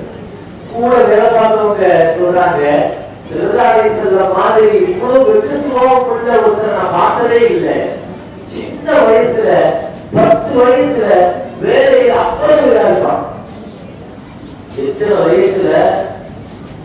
ஒரு வயசுலயே ஆடு மேய்க்க போயிட்டான். நான் அதான் சொல்றேன், ஒரு வயசுல இருந்து 10 வயசு வரைக்கும் ஆடு மேய்க்கிறான். கிட்டத்தட்ட சில ஒரு வயசா இருக்கும் போது சீமான் சொல்ற மாதிரி ஹலீமா அம்மாவுக்கு ஆடுகள் இருக்கும். இந்த மகளா போய் பேசிட்டு வருவான். அவன் வேலைக்கு போகும்போது ஒரு நாள் நிறைய ஆடைகள் இருக்கு. அவங்க அப்பா சொல்லிச்சு, சீமா நினைவாங்க அம்மாட்ட, எவ்வளோ இன்னைக்கு நான் மட்டும் போக மாட்டேன், ஏன்னா அவ்வளவு ஆசைகள் வைக்க முடியாதுமா. அம்மா கேட்காங்க, எவ்வளவு வயசானம்மா, என்ன எப்படி வைக்க முடியும், நீங்க போகணும், நான் கொடுத்தா என்ன செய்யணும்? இல்ல என்னோட என் சகோதரர் அனுப்பி வைக்க, சகோதரரை அனுப்பி வைக்க. எத்தனை வயசுக்குள்ள? ஒரு வயசுக்குள்ள. சகோதரர் யாரும் சொன்னாங்க? மோசடி அங்கதான் வளர்றாங்க.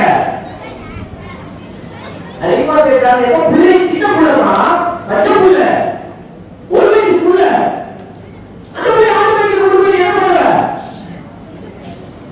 இல்லம்மா உங்களுக்கு தெரியாது, நான் பார்த்திருக்கிற முன்னாள் ஒரு தடவை பிள்ளைய நான் கூட்டு போனேன்.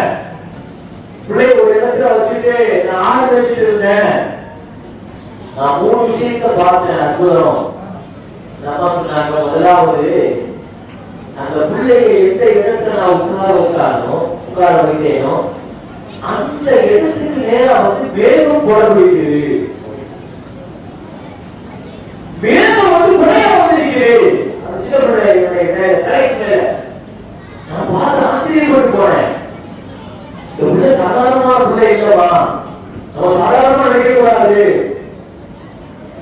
இரண்டாவது, அந்த பிள்ளைய பார்த்த ஒரு பெரியவர் வந்து சொன்னாரு, இந்த பிள்ளை பெரிய அந்தஸ்துக்கு ஒரு பின்னால கவனமா பார்த்துக்கங்க, அந்த பக்கம் போன ஒரு பெரியவர் சொல்லிட்டு போனாரு. மூணாவது, அந்த அம்மா சொன்னது ரொம்ப ஆச்சரியம், நிறைய ஆடுகள் நின்றுச்சுமா. நான் பார்த்தேன், அந்த ஆடுகள் எல்லாமே என் சகோதரர் முஹம்மது அலைஹிஸ்ஸலாத்தை சுத்தியே நிற்கிறேன், எங்கேயும் போக மாட்டேங்கிறேன். நான் அந்த ஆடுகளை கூட பார்க்கிறேன், அந்த ரசூலுல்லாஹ்வை பார்க்கிறேன், ரசூலுல்லாஹ் ஆடுகளை பார்க்கிறாங்க. அவர்களுடைய பார்வையை விட்டு இந்த ஆடுகள் வெளியே போக மாட்டேங்குது. எவ்வளவு பெரிய நசீப், எவ்வளவு பெரிய பாக்கியம் எனக்கு கிடைச்சிச்சு. நான் இந்த காட்சியை பார்த்தேன். அதனால சகோதரரை என்னோட அனுப்புங்க. ஆடுகள் எல்லாம் அவர் மேல ஆசை கொண்டு ஈர்ப்பு கொண்டு அவர் பக்கத்திலேயே சுத்தி நிற்கும் அப்படின்னு சொல்லி கொண்டு போன. ஒரு வயசுல தோன்றிய ஆடு மேய்க்கிற அந்த பணி 10 ஆண்டு காலங்கள் வரை முஹம்மது அலைஹிஸ்ஸலாம் ஆடுகள் மேய்த்தார்கள். ஆடுகள் மேய்க்கிறது பெரிய பழக்கத்து. உலகத்துல ஒவ்வொன்றையும் ஒவ்வொரு குணங்கள் இருக்கு. மிருகங்கள் ஒவ்வொரு மிருகத்தோடு பழகும் போதும் அந்த சுபாவம் நம்மள்ட்ட ஒட்டும். ஒட்டகம் வச்சிருந்தோம்னு சொன்னா ஒட்டகத்துல வச்சிருக்கிறவங்கள்ட்ட ஒரு கர்வம் இருக்கும். கர்வம் ஒட்டகத்துக்கு பெருமை இருக்கும். ஒவ்வொரு அனிமல்ஸ், ஒவ்வொரு பெட் அனிமல் எதை வளர்க்கிறோமோ அதுபடி சுபாவம் ஒரு மனுஷனுக்கு வரும். ஆடு இருக்கிற ஆடு வளர்த்தா பணிவு வரும். ஏன்னா ஆடுகிட்ட பணிவு இருக்கிறார். ஆடு இருக்கிற குணம் பணிவு. அதனால்தான் நபிமார்கள் கூட அந்த ஆடு நினைச்சிட்டான், பணிவும் இருக்கும், பண்பும் வரும், பொறுமையும் வேணும். மனிதர்களை மேய்க்கணும்னா முதல்ல ஆட்டை வச்சு பயிற்சி இருக்கு. 10 வருஷம் ஆடு மேய்ச்சாங்க. இப்போ ஆடு மேய்க்கிறதுல இருந்து 10வது வயசுல இருந்து வியாபாரத்துக்கு உள்ளவங்க. சிலாசனத்துடைய வாழ்க்கையில 10 வயசுல வியாபாரத்துக்கு உள்ளவங்க. 2 நாட்டுக்கு வியாபாரியா போன, ஒன்று யமன், இன்னொன்று சிரியா. அன்றைக்கு வியாபார களம்ங்கிறது இந்த 2 பூமி தான். மக்கள்வாசிகள் வந்து வியாபாரத்துக்கு எங்க போவாங்க? 2 நாட்டுக்கு போவாங்க. அல்லாஹ் குர்ஆன்ல சொல்றாங்க, ஈலாஃபி குரைஷ் ஈலாஃபிஹிம் ரஹ்லத் அஷ்-ஷிதாஇ வஸ்-ஸைஃப். அந்த குறைஷிகளுடைய பயணம்ங்கிறது 2 நாட்டுக்கு இருக்கும். ஒண்ணு குளிர்காலத்துல, இன்னொன்னு கோடை காலத்துல. குளிர்காலத்துல ஒரு நாட்டுக்கு போவாங்க, எவனுக்கு கோடை காலத்துல சிரியாவுக்கு போவாங்க. அதுதான் மாற்றி இருக்கா நினைவு சரியாக. இந்த 2 நாட்டுக்கு தான் போவாங்க. எவன் தேசத்துக்கு போவாங்க, சிரியாவுக்கு போவாங்க. 10 வயசுல ஸல்லல்லாஹு அலைஹி வஸல்லம் முதல் பயணம் எங்க போறாங்க? யமன் தேசத்துக்கு போறாங்க. யாருடைய சரக்கு? முதல்ல ஸல்லல்லாஹு அலைஹி வஸல்லம் நபியை அழைச்சிட்டு போறது வியாபாரியா? ஜுபைர் ரலியல்லாஹு. ஜுபைர் ரலியல்லாஹு யாரு? ஸல்லல்லாஹு அலைஹி வஸல்லத்துடைய சச்சா. சச்சாங்கிறது பாப்பா கூட பிறந்தவங்களுக்கு சொல்றோம். அப்துல் முத்தலிபுடைய பிள்ளைகள். அப்துல் முத்தலிபுடைய பிள்ளை அப்தா ரலியல்லாஹு. அப்துல் முத்தலிபுடைய பிள்ளை அப்துல்லா ரலியல்லாஹு. அப்துல் முத்தலிபுடைய பிள்ளை அபூ தாலிப். இப்படி அந்த பிள்ளைகள்ல ஜுபைர் ரலியல்லாஹு இந்த சச்சாவோட தான் முதல் வியாபார பயணம். எவருக்கு அழைச்சிட்டு போறாங்க? போகிற வழியில நிறைய செய்திகள் நடக்குது. ஒரே ஒரு செய்தியை நாம இப்னு ஜௌசி வஃபால சொல்றான். அந்த செய்தியை மட்டும் நான் ஞாபகப்படுத்துறேன். யமன் தேசத்துக்கு போய்கிட்டே இருக்கும்போது ஃபமரு பிவாதி, யமனுக்கு ரசூலுல்லாஹ் 10 வயசுல நான் கூட்டு போறேன். போகிற வழியில ஒரு இடத்துல ஒரு ஒட்டகம் திமிர் பிடிச்சு நிக்குது. லா யஜிதாசு யம்னாவு யஜிதாஸ், யாரையும் கடக்க முடியாது. அந்த ரோட்டை கிராஸ் பண்ணி நிக்குது. ஒட்டகத்திற்கு கடுமையான முறையில கோபம் வந்து வெளியே வந்துருச்சுன்னு வைங்க, அது யாருமே சமாளிக்க முடியாது. யாரையும் கடக்க விடாம தாக்கிட்டு ஸல்லல்லாஹு அலைஹி வஸல்லம் ஒட்டகத்துல வந்தாங்க. 10 வயசுக்குள்ள நபி ஸல்லல்லாஹு அலைஹி வஸல்லம் பார்த்துச்சீங்க. ஃபலம்மா ராவுல் பஹீர், ஸல்லல்லாஹு அலைஹி வஸல்லத்தை அந்த ஒட்டகம் பார்த்தது. பரக்கால் ஆவி வாரிசல்லஹா, அப்படியே முட்டி போட்டு உட்கார்ந்துச்சு. உட்கார்ந்துட்டு நெஞ்சு அப்படி தலையோடு அழுந்துச்சு. தலையோடு நெஞ்சு வச்சு சேர்த்துட்டு உட்கார்ந்து நபி ஸல்லல்லாஹு அலைஹி வஸல்லம் நஸல மினல் ஒட்டகத்தில் இருந்து இறங்கினார். இறங்கி அந்த ஒட்டகத்துக்கு மேல ஏறினார். அது அடப்பிடிச்சு பாருங்க, திமிரிட்டு நின்றது. ஸல்லல்லாஹு அலைஹி வஸல்லம் மாத்திரம் உட்கார்ந்துட்டு ஸல்லல்லாஹு அலைஹி வஸல்லம் இறங்கி அந்த ஒட்டகத்துக்கு மேல ஏறின உடனே அது அப்படியே நடக்க ஆரம்பிச்சு அந்த இடத்தை கடந்து இன்னொரு இடத்துல கொண்டு வந்து விழுது. அந்த இடத்துல ஸல்லல்லாஹு அலைஹி வஸல்லம் இறங்கின உடனே தங்களுடைய பழைய ஒட்டகத்தில் ஏறினார். எவ்வளவு நாள் அது ஆசைப்பட்டது என்று தெரியாது. ஒட்டகம் தானே என்று நாம் நினைக்கிறோம். அந்த ஒட்டகத்திற்கு ஆசை. முஹம்மது ஸல்லல்லாஹு அலைஹி வஸல்லம் ஒரு நாளாவது நம்முடைய முதுகின் மீது ஏறிவிட மாட்டார்களா?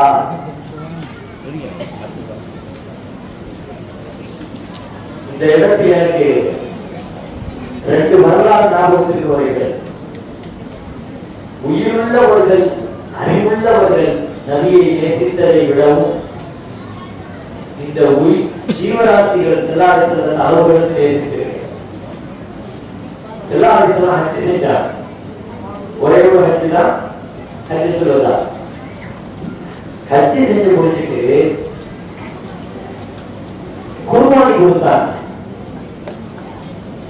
எத்தனை ஒட்டகம் கொடுக்குறாங்க? 100 ஒட்டகம் குர்பானி கொடுத்தாங்க. ஸல்லல்லாஹு அலைஹி வஸல்லம் செஞ்ச ஒரே ஹஜ் தான். ஹஜ் முடிச்சிட்டு குர்பானி எத்தனை ஒட்டகம்? 100 ஒட்டகம் குர்பானி கொடுக்குறாங்க. இந்த 100 ஒட்டகத்துல 63 ஒட்டகத்தை தங்கள் கையால் அறுப்பதற்கு தயாரானார். எதுக்காக? 63 வருஷம் வாழ்க்கை அல்லாஹ் தந்தா இல்லையா?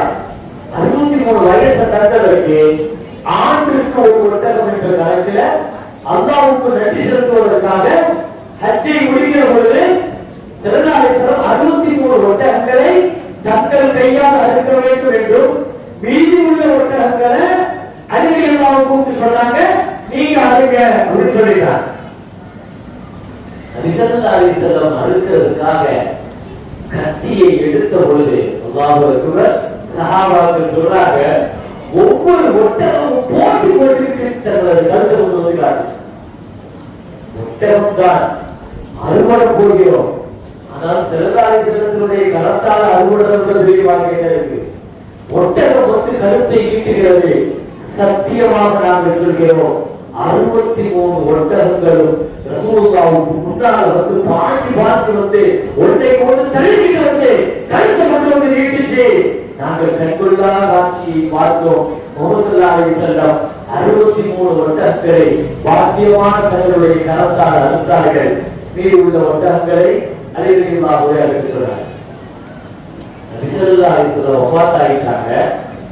நேற்று சொன்னது போல ரசூலுல்லாஹ் பயன்படுத்தின 3 ஒட்டகம் ஹஸ்வா, அவுபா, ஜஸா சொன்ன. நேற்று கூட ஒரு ஒட்டகத்தை பத்தி சொன்னேன்.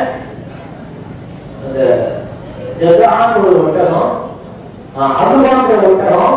அது எதுக்கு எப்போ பயன்படுத்தப்படும்னா வேகமா போறதுக்கு, வெளியூருக்கு போறதுக்கு அந்த ஒட்டகத்தை பயன்படுத்துவாங்க சில. அது செம்ம ஸ்பீடா போகும். அரபிகள்ல வந்து ஒட்டக போட்டி இருப்பாங்க. ஒட்டக போட்டியில ஒவ்வொரு வருஷமும் இந்த ஒட்டகம் கலந்துருவான். நான் ஒட்டகத்தை பத்தி எவ்வளவு பேசுறது கிடைக்காதீங்க, அவ்வளவு செய்தியே ஒட்டகத்துக்கு பின்னாடியே இருக்கு. இந்த ஒட்டகம் போட்டதே சொன்னாரு, அதுவும் ஒட்டகம்.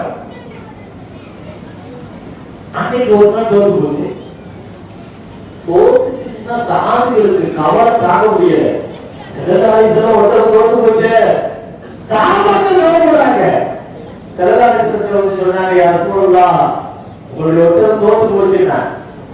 நபிசல்லாஹு சொன்னாங்க, சுஜூதத்தில் அல்லாஹ், அதுக்கு தோல்வியும் தேவைதான். ஏன்னா வாழ்க்கையில எப்பவுமே உயரத்திலே உச்சத்திலே இருக்க முடியாது. உச்சத்துல இருக்கிறவங்க ஒரு நாள் தோற்கணும், கீழே இறங்குவாங்க. இதுதான் வாழ்க்கை. அதை அல்லாஹ் அந்த ஒட்டகத்திற்கு படித்து கொடுக்கிறார். நான் சொல்லலாம், ஒட்டகத்தில் இருந்தது கூட பாருங்க பாருங்க. அவன் செல்வாரிசல்ல பயன்படுத்திய ஒட்டகத்துல ஜஸான் ஒரு ஒட்டகம். ஜஸா இந்த ஒட்டகம் நபிசல்லாஹு மூத்தா போனதுக்கு பின்னால சாப்பிடவே இல்லை. இந்த ஒட்டகம் சஹாபாக்கள் சொல்றாங்க, நாங்க எவ்வளவோ உணவுகளை கொடுத்தோம், அந்த ஒட்டகம் சாப்பிடல. 1 மாசம் வரைக்கும் சாப்பிடாம தண்ணி குடிக்காம மதீனாவுடைய தெருவுல பைத்தியம் பிடிச்ச மாதிரி நபியை பிரிச்சு சுத்திட்டு அப்படியே மூத்தா போயிடுச்சு. தான் என்று நாம் நினைக்கிறோம். ஆனால் அந்த ஒட்டகம் நினைத்திருக்கிற வேளாண் பெருமக்களே, எனவே அதற்கு ரசூலுல்லாஹி ஸல்லல்லாஹு அலைஹி வஸல்லம் 10 வயசுல யமன் தேசத்திற்கு ஜுபைர் ரலியல்லாஹு அன்ஹு பயணம், 12 வயசுல சிரியாவுக்கு அபூ தாலிபுடன் வியாபார பயணம். அங்கேயும் நடந்தது. சிரியாவுக்கு போற வழியில முறையான ஒரு பாதையை சந்திச்சது. அபூ தாலிப் கேட்ட அந்த பாதையை சந்திக்கிற பொழுது, இந்த பிள்ளை பத்தி உங்களுக்கு தெரியுமான்னு புகையா கேட்க, அபூ தாலிப் எனக்கு தெரியாது, இந்த பிள்ளை பின்னால பெரிய தலைவராக வருவாருன்னு சொல்லி அந்த பாதி சொல்ல, எப்படி சொல்றீங்க அந்த பாதி புகையாக கேட்க, நீங்க வர வழியில பாத்தீங்கன்னா உங்களுக்கு தெரியும், மரங்களும் கற்களும் இவருக்கு சரிதா செய்தது, நபிக்கு மட்டும்தான் அதை சரிதா செய்யும்.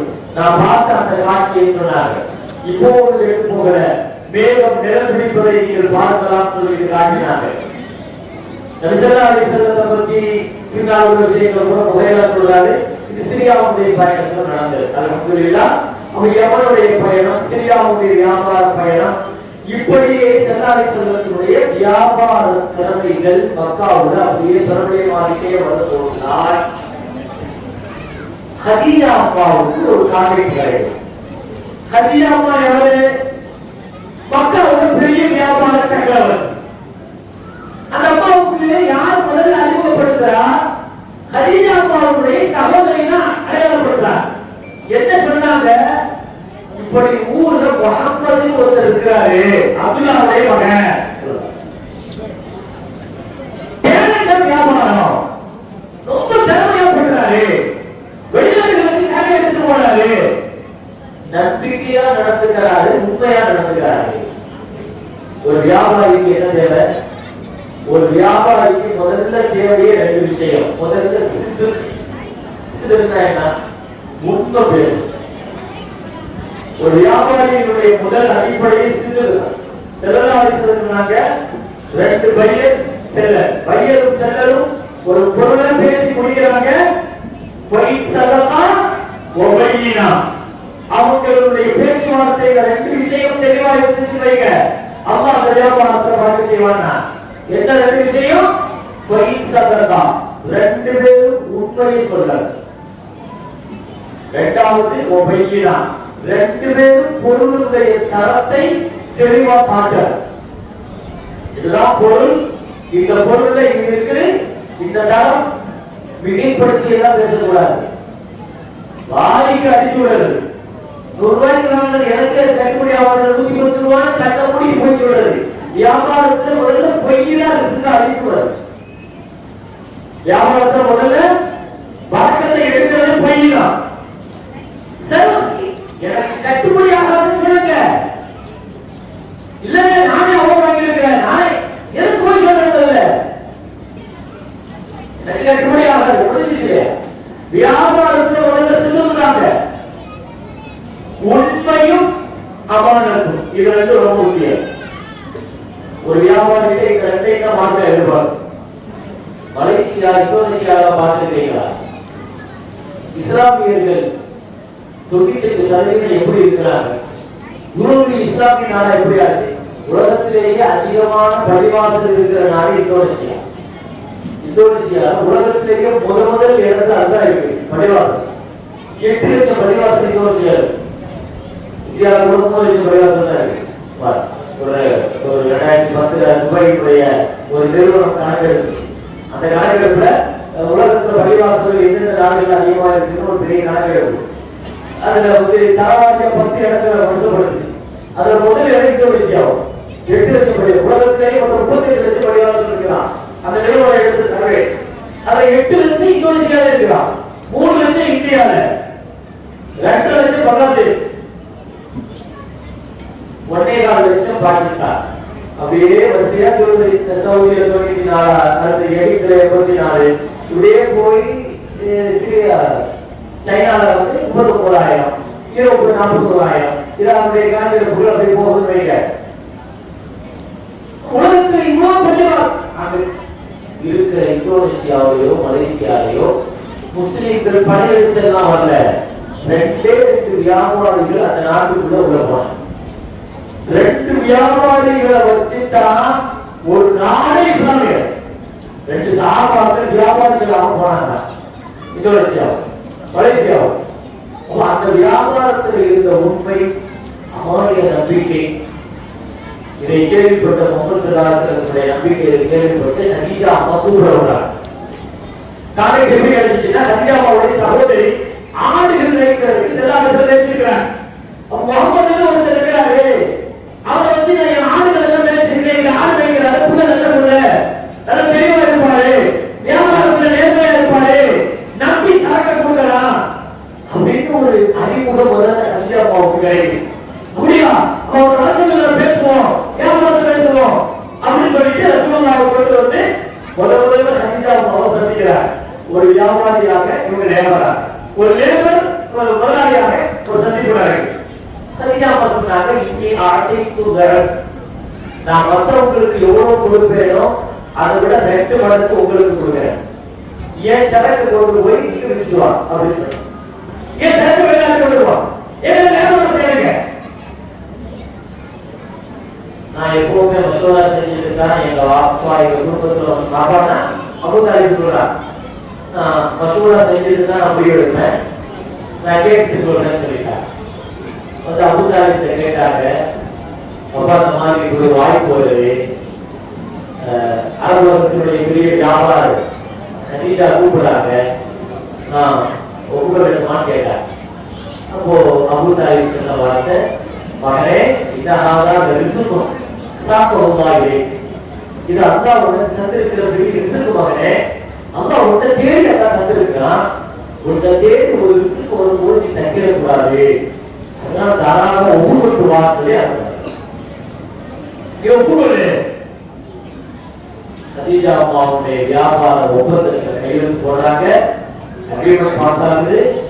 நபி ஸல்லல்லாஹு அலைஹி வஸல்லம் சரக்குகளோடு ஹதீஜா அம்மாவுடைய வியாபாரியாக வெளியே போறாங்க.